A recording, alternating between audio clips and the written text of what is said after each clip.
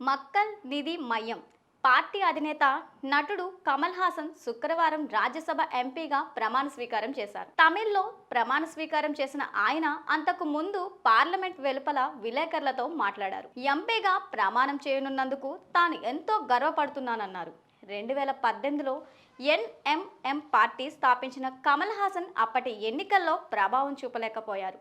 ఆ తర్వాత రాజకీయాలకు దూరంగా ఉన్న కమల్ గత ఏడాది జరిగిన సార్వత్రిక ఎన్నికల్లో తమిళనాడులో డిఎంకే కాంగ్రెస్ కూటమికి మద్దతు ప్రకటించిన సంగతి తెలిసిందే. ఒప్పందంలో భాగంగా రాష్ట్రంలో 39 లోక్సభ స్థానాలు, పుదుచ్చేరిలోని ఒక స్థానంలో ఎంఎన్ఎం ప్రచారం చేసింది. 2025 ఎంఎన్ఎంకు రాజ్యసభ స్థానం ఇచ్చేందుకు డిఎంకే నేతృత్వంలోని కూటమి అంగీకరించింది. 2024 లోక్సభ ఎన్నికల సమయంలో డిఎంకేతో కుదిరిన ఈ ఒప్పందం ప్రకారం ఎన్ఎంఎంకు రాజ్యసభ స్థానం కేటాయించారు.